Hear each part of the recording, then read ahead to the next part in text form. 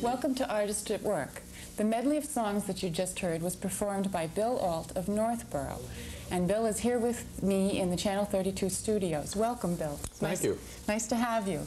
Tell me a little bit about the 3 songs you just did.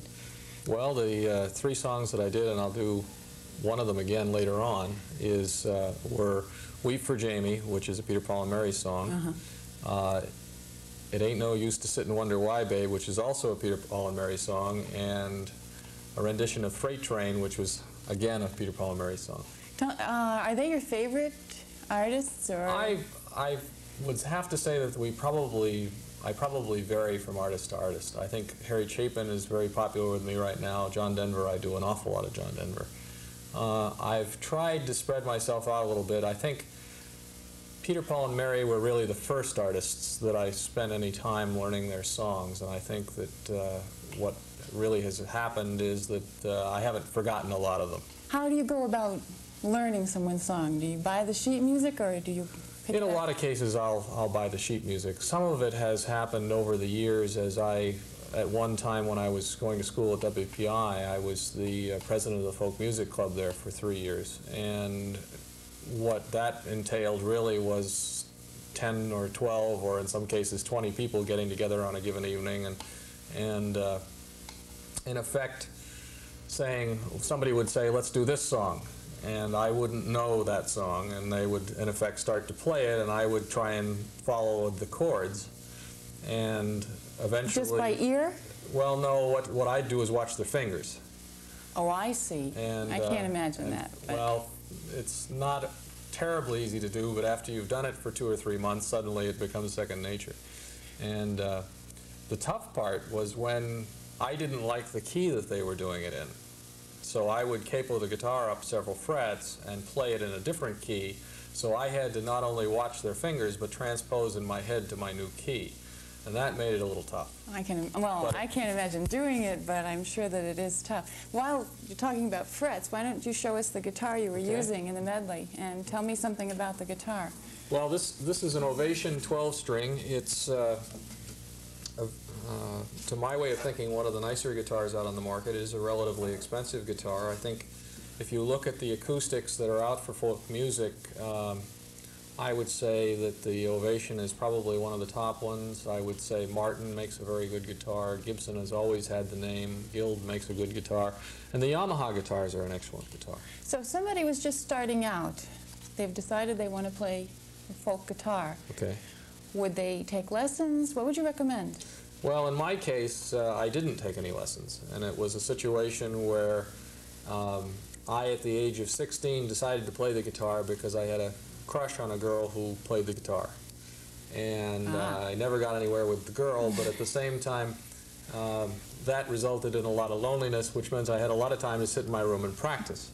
So as a result, I learned a lot of songs by buying the sheet music. I had some musical background in that I did play clarinet, and I've always been active in church choirs and things like that. So. Is that where you started singing? Yeah, really. So you've gotten voice training in church choir? Well, voice training, as you'll probably discover as I sing, it's not a terribly trained voice, but I think I have a fairly good blend between the guitar and the voice. Yeah, I would agree actually with what I've heard. I guess that I was going to ask you about your background, but you told us you started at 16. How do you earn your living? This is interesting. I'm a sales engineering manager at Norton Company in Worcester, Massachusetts, working primarily with the grinding wheel part of our business. Oh, I see. And I supervise a group of engineers who run around the country helping our customers use our products. How does your music fit into your life? Well, mainly I use the music. I'm very, very active with our church high school youth group, and I use the music as a vehicle to communicate with them a little bit. I'm also active in other college age. I do work camps, which is an exercise where we in effect take a group of kids to a work site, and it's very nice to have as again a communication media, and it's fun to share. I think it's very effective. Yeah, thank you. Yeah, especially with young people. I think it's a good way to relate, across generations. It works very well. Well, it's something I really enjoy doing. Yeah. Well, I'm sure we're going to enjoy your music very much. You have several pieces you're going to do for us. One you've written yourself, I understand. Right. Tell us about Again This Day. Well, a very good friend of mine who actually, she and her husband are co-pastors of a church in Poughkeepsie, New York. Oh. And she asked me to sing at her ordination. And I decided that if I was going to sing at her ordination, then I ought to write a song for it. And Again This Day is a song that I did write for that occasion, and I've really enjoyed it. My wife heard the song and decided that it needed some harmony, so she'll join me on that one in the harmony, which she wrote. I don't understand that. How she wrote a different... Well, I went and sang the song, and she said it needs a harmony, and I said, okay, I'll sing it again, and she, in effect, sang harmony. Is that just, that's different words? No, same words, Same just words. just Okay. different notes. All right, well, we're going to hear that in just a few minutes, and I think that's about all I want to ask you. We're going to have several different songs by your favorite artists, and everybody sit back and relax and enjoy the musical artistry of Bill Ault. By popular demand of the stage crew, I'm going to sing a very special song to Bonnie.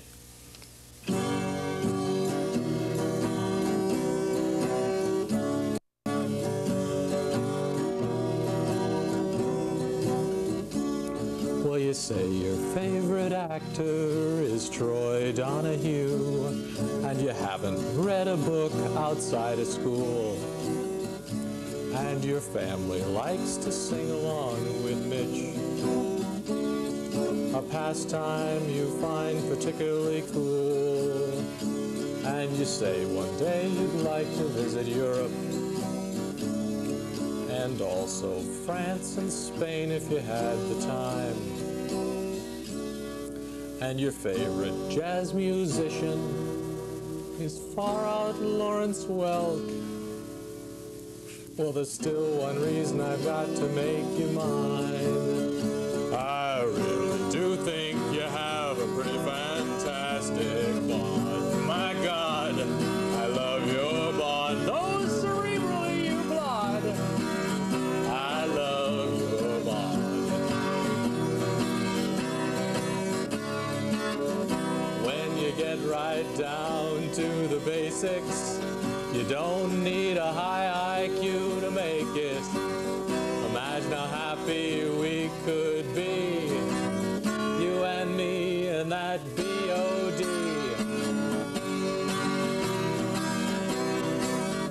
Well, you needn't be ashamed that you're a mental clod, for you still have that wonderful bond. Though your brains don't rate a passing nod, I really do think you have a pretty fantastic bond.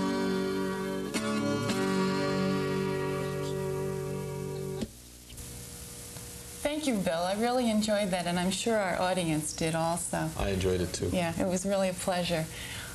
Anybody who's in the greater media cable viewing area, Channel 32, and might be interested in joining us at Artist in Work, drop us a line at Channel 32, Greater Media Cable, Northborough, 01532, and we'd love to hear from you, and maybe we can get together and do a show. Thanks a lot.